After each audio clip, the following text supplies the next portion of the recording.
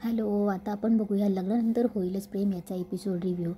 कालच्या भागात आपण बघितलं की जीवाला सगळे विचारत असतात की हार कुठे म्हणून. नंदिनी विचारते की अहो सांगा ना हार कुठे.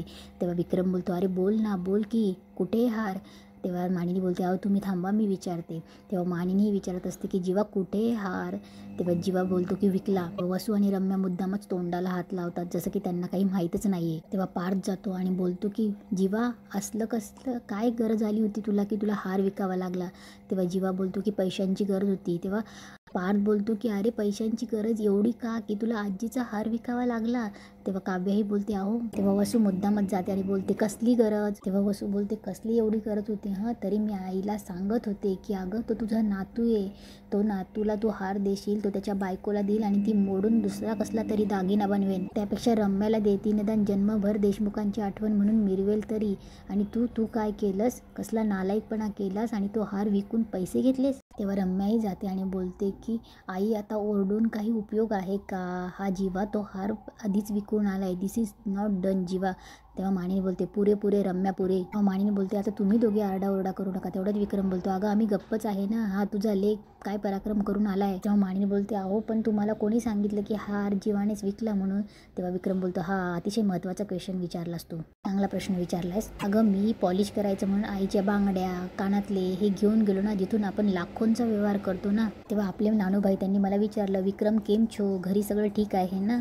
नाही आपण आईचे दागिने म्हणून तुम्ही पॉलिश करायला घेऊन आला ना, तिथे तुमचे जन्मजय पैशांची गरज म्हणून दागिने विकायला आले होते. तेव्हा विक्रम बोलतो कशाची लाज बाळगायची होती. मी माझा मुलगा दागिने विकून येतो याची लपून छपून पैशासाठी त्याने दागिने विकले याची मला काही माहीतच नाही की या बापलेकांमध्ये काही संवादच नाही. हे ज्वेलर मला सांगतो याची. विक्रम चिडतो आणि बोलतो काय रे काय गरज होती हार विकायची, मला उत्तर दे. विक्रमचा हात उठतो आणि बोलतो की उत्तर दे, माझ्याकडे पैशांची गरज होती तर माझ्याकडे मागायची ना, आय नीड एक्सप्लेनेशन. तेव्हा नंदिनी बोलते की बाबा प्लीज. तेव्हा नंदिनी बोलते बोलतील ते. जीवा सांगा ना कुठे गेला हार, का बोलत नाही तुम्ही. तेव्हा जीवा बोलतो आनंद निवास परत मिळवण्यासाठी. तेव्हा सगळे शॉक होतात. तेव्हा रम्याला हसायला येत असतं. तेव्हा वसू बोलते वा छान चाललंय, म्हणजे तू मारल्यासारखं कर मी रडल्यासारखं करतो. आणि काय गं नंदिनी तू एवढं ओरडून जीवाला विचारते हार का विकलास आणि जसं काही तुला काही माहितीच नाही आहे. तेव्हा वसू बोलते तुला नक्कीच माहिती असणार कारण तो हार त्याने तुझ्या आनंद निवाससाठी विकला. तेव्हा पार्थ बोलतो 1 मिनिट वसू आत्या, जीवा हा काय प्रकारे आनंद निवास वाचवण्यासाठी हार विकला. तेव्हा पार्थ बोलतो नंदिनी. तेव्हा पार्थ विचारतो काय झालंय आनंद निवासला. तेव्हा विक्रम बोलतो काय गं काय विचारतोय तो, काय झालं तुझ्या आनंद निवासचं. तेव्हा जीवा रडत बोलतो की मी सांगतो. तेव्हा नंदिनी बोलते की नाही मी सांगते. तेव्हा नंदिनी सांगायला लागते की काय झालं ना बाबा, यात जीवांची काहीच चूक नाही. तेव्हा जीवा बोलतो नाही नंदिनी. तेव्हा जीवा बोलतो चूक माझीच होती, माझ्यामुळे आनंद निवास जाणार होतं कारण मी चुकीच्या माणसाबरोबर व्यवहार केला होता. तेव्हा मानिनी बोलते व्यवहार म्हणजे कोणाबरोबर व्यवहार केला होतास. तेव्हा जीवा बोलतो भास्कर काकांबरोबर. तेव्हा जीवाने भास्करवर कसा विश्वास ठेवला, त्याच्याशी कसं डील केला आणि भास्करने त्याचा कसा विश्वासघात केला, त्याने कसं आनंद निवास त्याच्याकडनं हिरावून घेतला आणि ते जीवाने पुन्हा कसं मिळवलं, ही सगळी आत्तापर्यंत झालेली घटना जीवा त्यांना एक्सप्लेन करत असतो. तेव्हा मानिनी बोलते हे सगळं काय आहे अगं नंदिनी, इतकं सगळं झालं आणि आम्ही कुठे होतो. तेव्हा मानिनी बोलते नंदिनी आपण रोज बोलतो ना गं एकमेकींशी, एकाच घरात राहतो आणि तुलाही काही सांगावं असं नाही वाटलं. तेव्हा पार्थ बोलतो अरे काल रात्री आपण पायऱ्यांवर बसून बोलत होतो, का नाही सांगितलं मला. ओरडतो पार्थ. तेव्हा काव्य बोलते अहो ऐका. तेव्हा पार्थ तिलाही शुक करून शांत करतो. तेव्हा पार्थ बोलतो तुम्ही मध्ये पडू नका आणि जीवाला ओरडतो बोल. तेव्हा जीवा बोलतो की मी स्वतःचं काम सुरू करत होतो आणि भास्कर काकांनी इन्व्हेस्ट. तेव्हा पार्थ बोलतो तू मध्ये आवरून कामाला जात होतास आणि मला बोलला होता की दादा तुला माझा अभिमान वाटेल ते हे काम भास्कर काकांबरोबर व्यवहार केलास तू. अरे तो माणूस काय लायकीचा आहे हे माहिती नाही का तुला. तेव्हा काव्या पार्थ बोलणार. पार्थ पुन्हा तिला बोट दाखवून शांत करतो. तेव्हा विक्रम बोलतो बघितलंस ना मानिनी आपला मुलगा काय करतोय ते, आणि त्याच्या बायकोला पूर्णपणे त्याला साथ देते असंच म्हणावं लागेल. एवढी मोठी गोष्ट, एवढा मोठा व्यवहार आपल्याला न सांगताच हे लोक करतायत, म्हणजे आपण आईबाप म्हणून नालायक आहोत अगं. तेव्हा जेव्हा बोलतो बाबा. तेव्हा विक्रम बोलतो शटअप, जस्ट शटअप, नाहीतर एक सनकन कानाखाली देईल आता. अरे ज्या माणसासोबत मैत्रीचे साधे संबंध ठेवले नाही मी, त्याच्याशी व्यवहार करायला निघालास तू.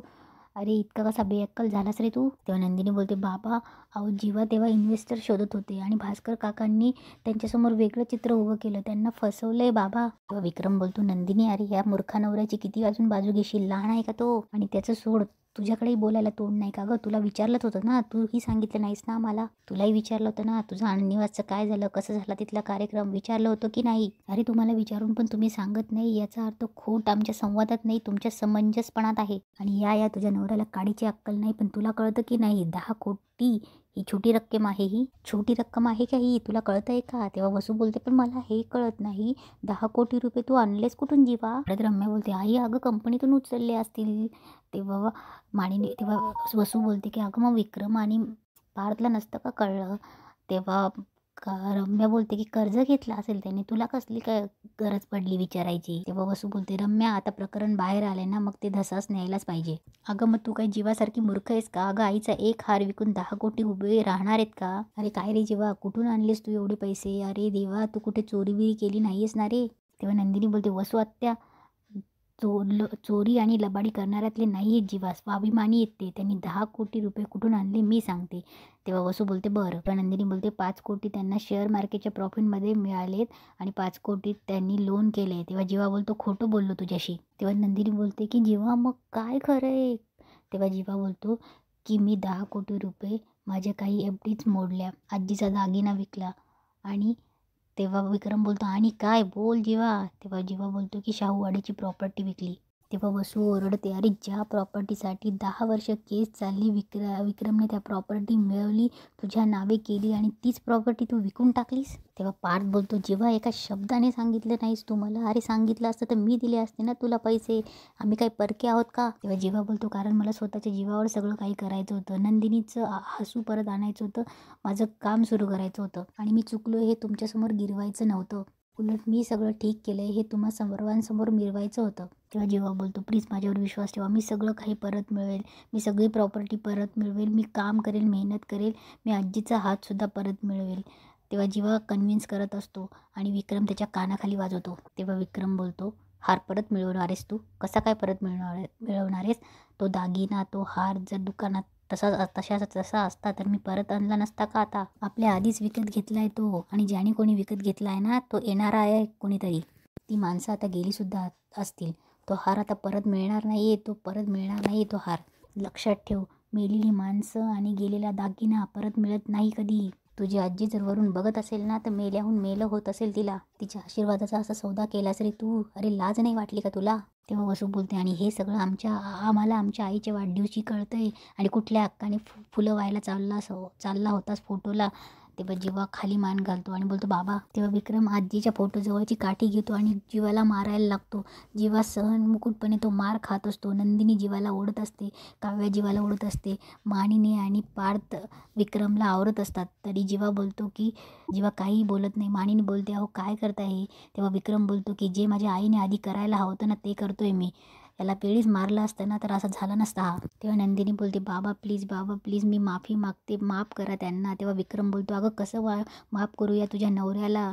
तेव्हा बोलतो की मी काय करू? विक्रम बोलतो की मानिनी जागा विकली, मी दिलेली जागा विकली, आणि अगं याच्या फ्युचरसाठी जागा घेतली होती मी. बाप आहे ना मी. आता याची स्वप्न मी नाही पूर्ण करणार तर कोण करणार? उद्या मी नसताना दुसऱ्या कोणासमोर हात पसरायला लागू नये म्हणून घेतली होती ग मी जागा याच्यासाठी. आणि ती जागा याने विक्रम पुन्हा सुटतो. आणि का विकलीस तू ती जागा, का विकलीस?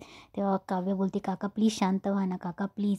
तेव्हा वसुई बोलते, विक्रम शांत हो, आणि तू एकटे जीवालाच का ओरडतोयस? याने जे काही हे सगळं केलं या नंदिनीसाठीच केलं ना. हिला नाही घरात सांगता आलं? एरवी सगळ्यांना शहाणपणा शिकवते, मातच का मूग गिळून बसली ही मुलगी? सांग ना मला, कारण हिला सुद्धा हे सगळं असंच व्हायला हवं होतं.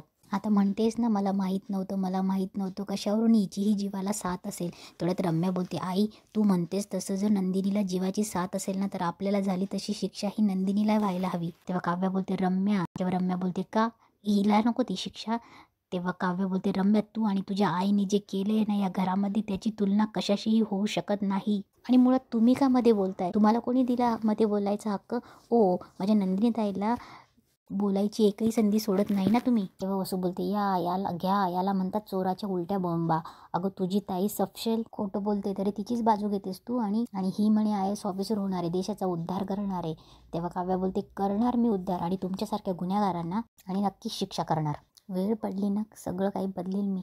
तेव्हा वसू बोलते बदल ना बदल, पण त्याआधी तुझ्या ताईने फायदा कसा करून घेतला स्वतःचा ते बघ. अगं जेव्हा हे सगळं करत होतात त्यावेळेस ती जीवाला अडवू शकली असती, घरात सांगू शकली असती, पण तिने तसंही काहीही केलं नाही. कारण मग तिच्या हातातलं आनंद निवास सुटलं असतं ना, ते कसं चाललं असतं हिला. तेव्हा काव्य चिडते, आत्याबाई तोंडाला लगाम लावा, काय बोलताय. आणि रम्या तू सुद्धा वाटेल ते बोलते, समज जरा. आपल्याला जर एखाद्या गोष्टीबद्दल माहीत नाही तर बोलू नये, एवढी साधी गोष्ट कळत नाही तुम्हाला दोघींना. आणि मी घेणार माझ्या नंदिनी ताईची बाजू, 100% घेणार. मला माहिती माझी ताई कशा कशातनं गेली, माझ्या ताईची काय अवस्था झाली होती. ताईने कुठलीही गोष्ट लपवली नाहीये, फक्त तिचा नाईलाज होता, ती सांगू शकली नाही इतकंच. आणि मुळात हा हार विकला, जमीन विकली, हे नंदिनी ताईला काहीच माहीत नव्हतं. तिला कुठे माहीत होतं यातलं. तेव्हा रम्या बोलते, हे तुला कसं माहीत. तेव्हा काव्य फ्लोमध्ये बोलली जाते की अगं तिने मला सांगितलेलं सगळे काव्याकडे शंकेने बघतात. आणि इथेच आजचा एपिसोड संपतो.